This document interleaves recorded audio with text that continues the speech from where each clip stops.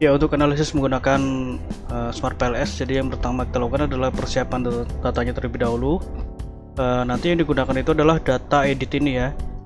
Nah, jadi data ini nanti kita rubah dulu formatnya ke dalam CSV, yang kemudian kita masukkan ke dalam aplikasi Smart PLS. Jadi untuk membuat format CSV-nya seperti ini, kita copy dulu ya semuanya ini. Jadi yang kita copy ini mulai dari kode kuesionernya ini dan datanya. Jadi untuk nomor dan nama dari variabel ini tidak usah. Oke, kita copy dulu seperti ini. Copy, kita buat file baru. Nah, klik kanan, paste seperti ini ya. Kemudian kita save. File, save as.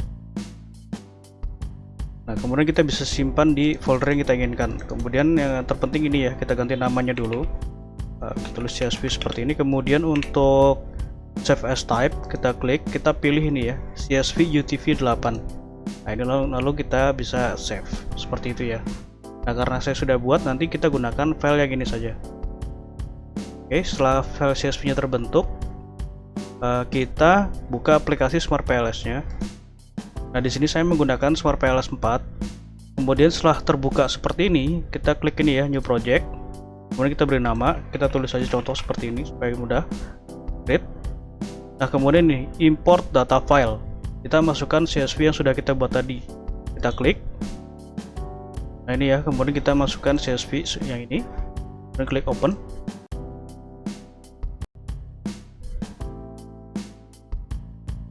Lalu kita klik import.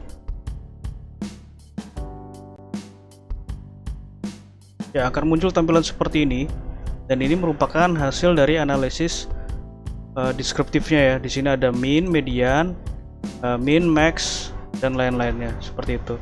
Nah, kemudian hasil ini bisa kita copy, ya, copy to Excel. Kita pindahkan ke Excel seperti ini. Di kanan kita paste. Nah, ini ya, seperti ini lalu kita interpretasikan. Dan ini adalah deskriptif. Interpretasi dari variabel univariate deskriptif yang sudah saya buat. Jadi seperti itu ya untuk deskriptifnya. Oke, selanjutnya kita lakukan analisis. Jadi kita buka dulu interpretasinya supaya mudah. Nah, yang pertama kita lakukan nanti adalah analisis untuk PLS algorithm.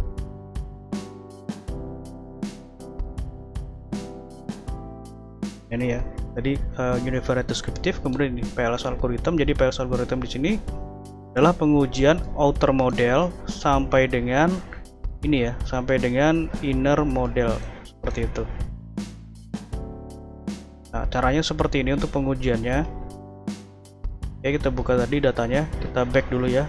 Kita back, kemudian ini kita create model. Nah, model type kita pilih PLSM, kemudian model name kita tulis saja contoh seperti ini. Kemudian save. Nah, kemudian setelah seperti ini kita masukkan indikator ini ya. Indikator ini ke dalam lembar kerja sesuai dengan kelompoknya. Caranya seperti ini, kita klik dulu yang satu ini, RC1 ini kita klik, kemudian tekan shift, kita klik RC8 seperti ini, lalu kita drag ya seperti ini, enter. Ini kita masuk, nanti kita beri nama ya, kita masukkan terlebih dahulu.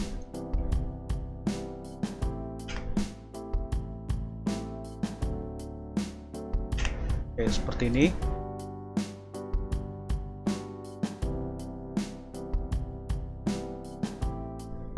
Kemudian kita beri nama.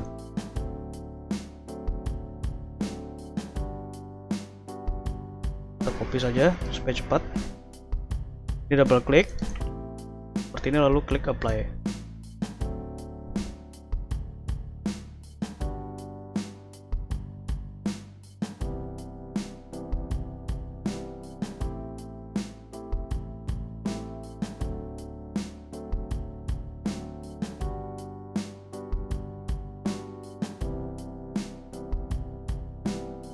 Nah, setelah seperti ini lalu kita susun ya modelnya ini sesuai dengan model penelitian yang ada di gambar hipotesis.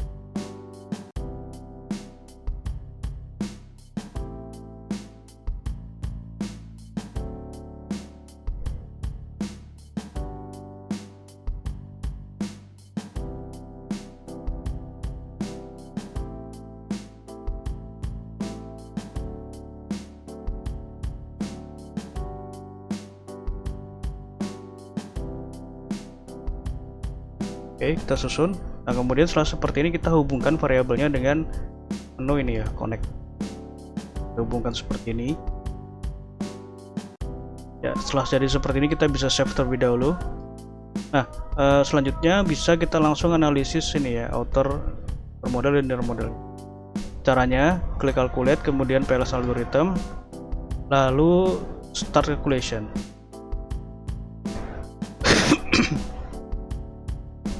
Seperti ini untuk hasilnya. Jadi sebelum kita melakukan interpretasi, kita save dulu ya hasil analisisnya ini. Jadi ada dua cara. Yang pertama kita save di dalam aplikasi Smart PLS nya, kemudian yang kedua kita save di luar dari aplikasi Smart PLS. Nah, untuk di luar aplikasi Smart PLS nanti hasilnya seperti ini ya. Ini contohnya adalah PLS algorithm yang sudah saya save kan. Nah, seperti ini ya hasilnya, itu outputnya adalah Excel. Nah, untuk save di dalam aplikasi Smart PLS, kita klik ini save, kemudian kita beri nama ya, PLS algorithm, kemudian create. Nah, untuk kita save di luar dari aplikasi Smart PLS, kita klik ini ya, klik Excel, kemudian export. Nah, kemudian kita bisa save seperti ini, algorithm, kemudian tinggal save saja. Save, nanti hasilnya adalah formatnya Excel seperti ini. Jadi seperti itu ya untuk menge-save outputnya, dan ini berlaku untuk uji-uji selanjutnya, sama ya seperti itu caranya. Oke, kita lakukan interpretasinya. Jadi yang pertama kita lihat di sini adalah outer loadingnya terlebih dahulu. Nah, untuk outer loading ini nilainya harus lebih besar dari 0,7, dan ini seluruhnya sudah lebih besar dari 0,7, maka dapat dikatakan valid ya. Nah, selanjutnya di sini ada AVE. Nah, AVE ini adalah validitas untuk variabel laten. Nah, kita lihatnya di sini construct reliability and validity, kita klik. Nah, ini AVE ya. Jadi AVE ini validitas untuk variabel laten. Kalau tadi ini untuk variabel construct ya, outer loading ini. Nah, AVE ini harus lebih besar dari 0,5. Nah, ini seluruhnya sudah lebih besar dari 0,5, maka dapat dikatakan valid. Kemudian untuk reliabilitasnya kita lihat nilai dari kerombak alpha dan composite reliability yang row C. Jadi ini dua ini ya. Nah, ini nilainya harus lebih besar dari 0,7. Nah, ini ya. Nah, ini nilainya harus lebih besar dari 0,7. Nah, ini seluruhnya sudah lebih besar dari 0,7, maka sampai tahap ini dapat dikatakan bahwa seluruh variabelnya itu valid dan reliable, sehingga dapat digunakan untuk uji selanjutnya. Nah, selanjutnya adalah ini, uji discriminant validity menggunakan metode HTMT. Jadi untuk pengujian discriminant validity ini ada tiga metode, namun yang direkomendasikan menurut Hare adalah yang ini, menggunakan metode HTMT seperti itu. Jadi tiga metode itu pilih salah satu saja karena hasilnya sama saja. Nah, kita lihat di sini discriminant validity, kita pilih HTMT. Nah, ini ya HTMT-nya. Nah, nilai HTMT ini harus lebih kecil dari 0,9. Nah, ini seluruhnya sudah lebih kecil dari 0,9, maka dapat dikatakan seluruh variabel konstruknya itu dapat membentuk latennya sendiri-sendiri. Artinya apa? Nah, seperti ini ya.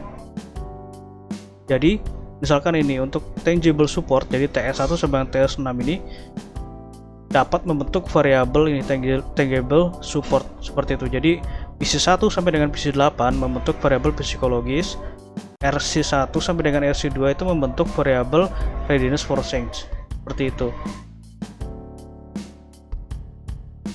Nah, selanjutnya adalah pengujian inner model. Yang pertama dilakukan, kita lihat nilai dari collinearity assessment atau uji multikoliniaritasnya ya. Nah, kita lihatnya di sini. Nah, ini collinearity statistic if kita pilih yang inner. Nah, inner model matrix. Kenapa outer tidak lakukan? Karena outer ini tidak diuji multikoliniaritasnya ya. Yang diuji itu hanya yang inner modelnya saja.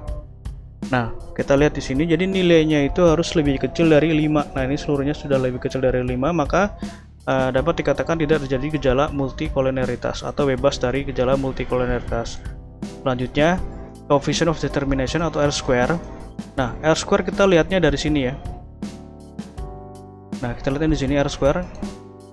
Nah, ini ya R-square-nya. Jadi modal psikologis kita lihat di sini.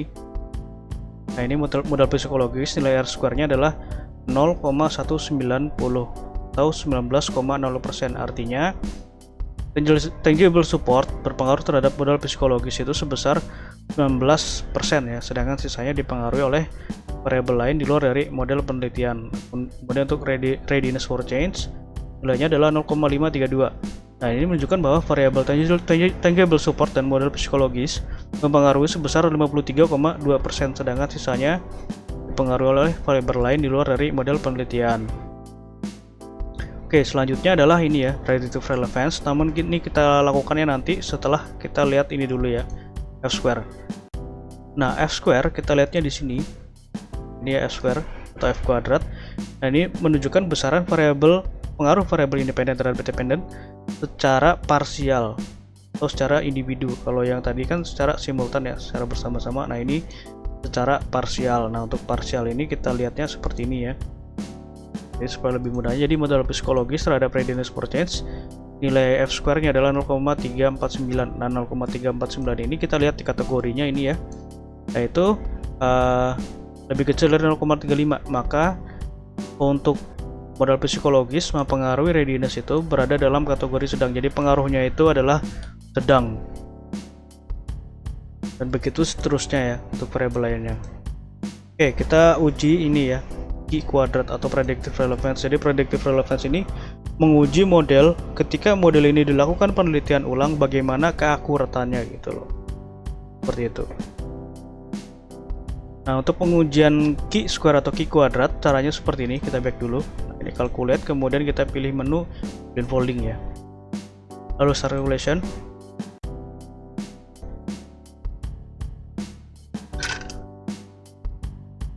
Nah, ini adalah hasilnya. Kita lihat di sini construct close polynomial redundancy yang ini ya, yang paling atas. Nah, modal psikologis nilainya adalah 0,418. 418 itu berada dalam kategori nilai relevansi prediktif yang kecil, artinya untuk model ini ya, model pengaruh dari tangible support dan model psikologis ini memiliki prediksi yang kecil, memiliki nilai 19%. Artinya ketika dilakukan penelitian ulang ini dapat bisa jadi naik turun nilai dari R skornya ini, maka akan tinggi ya. Jadi tidak ada ketepatannya seperti ini. Kemudian untuk yang ini, untuk yang readiness for change nilainya adalah 0,346. Nah, ini lebih baik ya. Jadi untuk nilai prediksinya itu dalam kategori sedang. Jadi kemungkinan besar ketika dilakukan ulang nilainya juga akan kurang lebihnya akan mendekati ini ya. Namun masih besar kemungkinan nilainya itu dapat berubah. Oke, seperti itu. Yang terakhir di sini adalah uji hipotesis penelitian. Dan untuk uji hipotesis caranya seperti ini. Back dulu, calculate, kemudian kita pilih menu bootstrapping ini, lalu start calculation.